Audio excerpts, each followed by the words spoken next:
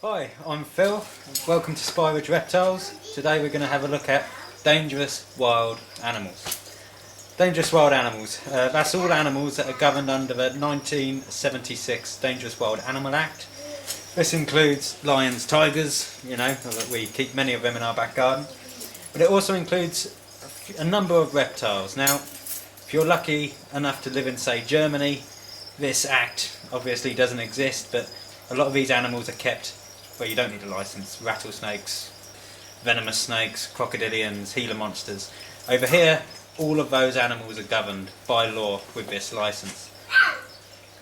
Where I'm sitting now, this is an enclosure for a spectacled Caiman, Dave, who you'll see in a minute.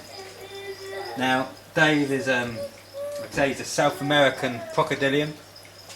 Gets to about 7 foot, males, females slightly less. So, we're now going to move on to venomous snakes. Now, before I go into a venomous snake room, I have to stress that the keeping of venomous snakes is for experienced keepers only. These animals, in theory, can kill you, okay?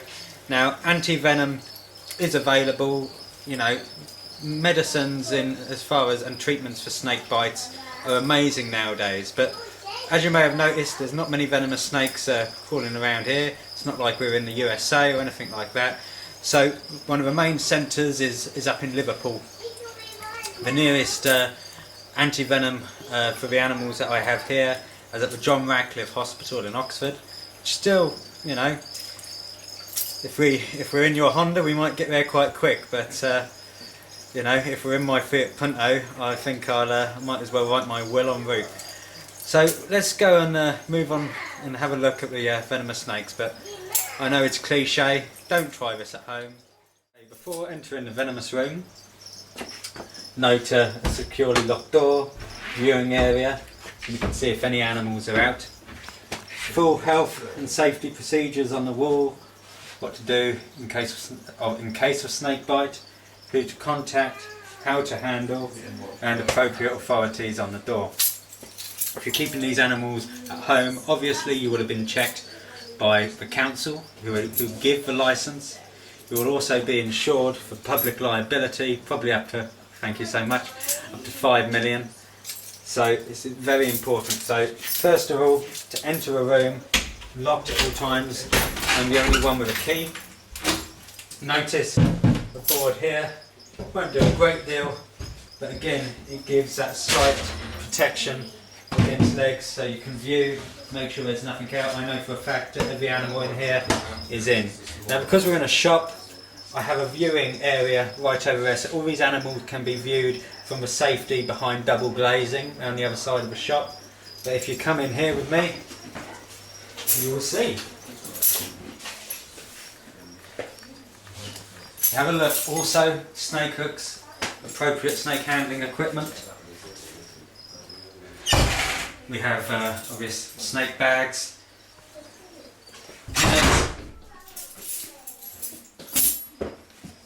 Obviously, you've all seen the programmes.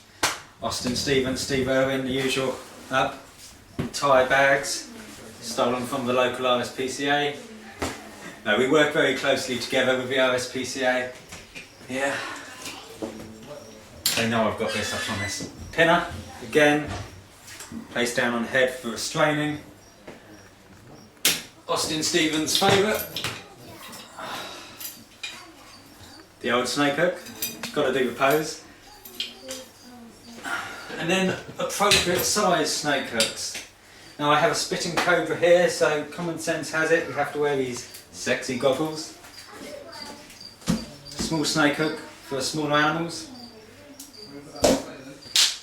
Now today I'm going to be using 2 snake hooks to initially get out the animal, then I will tail the animal. Now, can't stress it enough, I know these snakes very well. I do not underestimate these animals at any point. I will be doing what we call tailing, so it'll be hooking sort of central part of the body, pull them out. When I get the tail, when the head's the obvious distance away, I will restrain the tail, bring it up, support most of the weight with the hook. Now, the first snakes we're going to look at are Crotalus atrox, which is your western diamondback rattlesnake. Now I have an adult pair here. We're going to have a look at both sexes, the male and the female. They're absolutely amazing animals. So let's get into positions and we will have a look. Now as you can see, all my vivariums have double glass. This is what every council is different. There's some places which would allow just a normal viv in a locked room.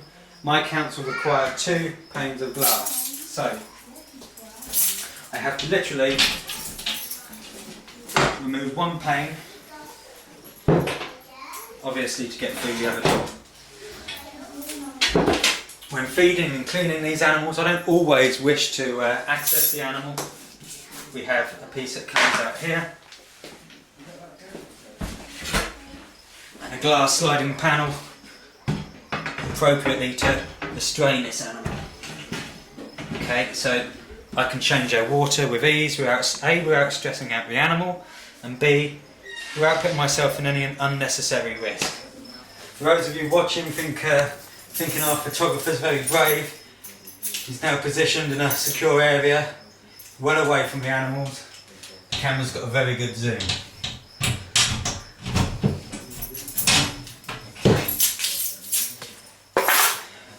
I'm always remembering, obviously I've got 2 animals in here, so I've got to watch them both at all times when dealing with one. The female is large, she is a big girl. I'm actually going to try, yeah, we will go for her.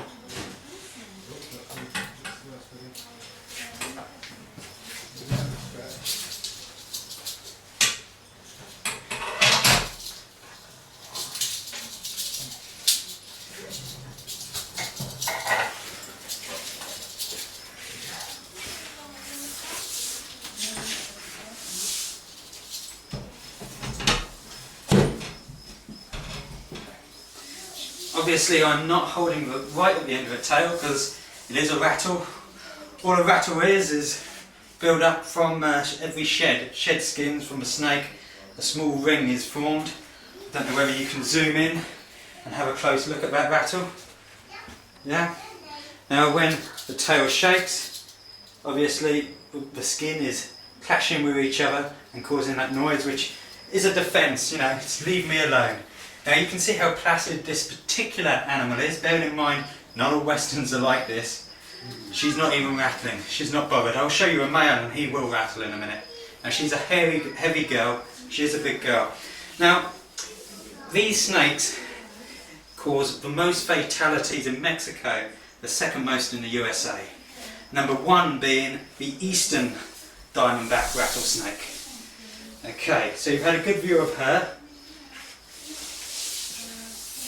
The reason I'm sweating is because she's a lot heavier than she looks. You'd almost think you had a bow on a hook lifting this young lady.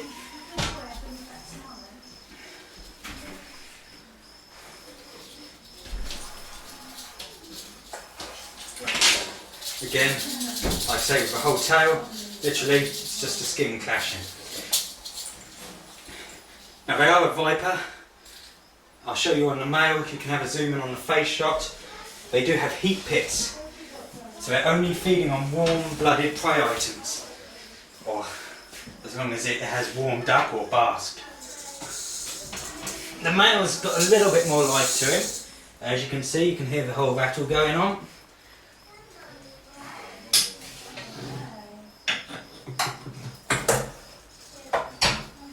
There we go. This is the male western. Okay, so see the tongue flicking, obviously just working out where he is, smelling us, working out the environment. Now the male is, like with most snakes, the male is smaller than the female. Don't know if you managed to get a close-up of the head shot there, where you could see the heat pits. Now this snake dropped part of his tail about 6 months ago, so it's a much smaller rattle than the female. Where he's a little bit aggro, he was sort of shaking his tail in the cage. It was so long, it literally just knocked a branch and it fell off. Now a colour change here, simply area, simply a regional thing. We're going to have a look at another Crotalus atrox, another western diamondback. Now this one is what we class as a leucistic. So basically imagine an albino but with black eyes. Slightly few and far between in comparison to your standard westerns and then your albinos, and you have these guys. There are other morphs about, but this is the only little one I've got. Before I go in, can you hear? Yeah?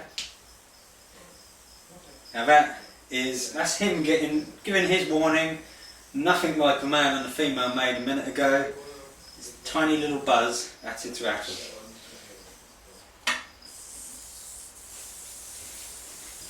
Here we go. Little baby, now this guy, Western Diamondbacks, being a viper, live bearing snake. So this guy didn't hatch out of an egg, was born live, probably, I think it was early August, this guy. He's feeding well, eating every week. He's taking a fuzzy at the moment, obviously dead, a defrost feeder. If you look at his tail, literally, when they're born, they have one almost little button type sized rattle. He's shed a few times with me, so you can see his rattles 3 in size. Now, I don't want to stress this guy out any more than I already have, so we're going to place him back now. Before I do so, I'll briefly talk about now what I'm about to say. It's a debatable subject. You may have your own view.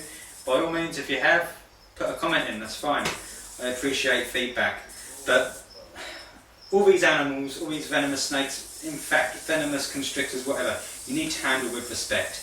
A little baby like this, though, and this is only a theory, a little baby like this has, and it's fact, just almost as much venom as its bigger cousins, bigger brother and sister, adults, etc. Now, if this animal bit you, yes, envenomation would take place. If these guys bit you, these are more likely, I wouldn't take a risk, but more likely to give you a dry bite than this one. Bottom of the food chain, he's tiny. You think in the wild how many animals would pick this off as prey? If you approached him, he's going to know you. He's going to know you with everything he's got.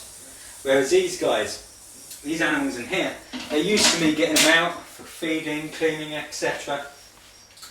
So, as you saw with the female, she didn't rattle, she was very calm. Not that I would take the risk, but if she was to bite, there's a good chance, probably a higher percentage saying it would be a dry bite than envenomation actually taking place.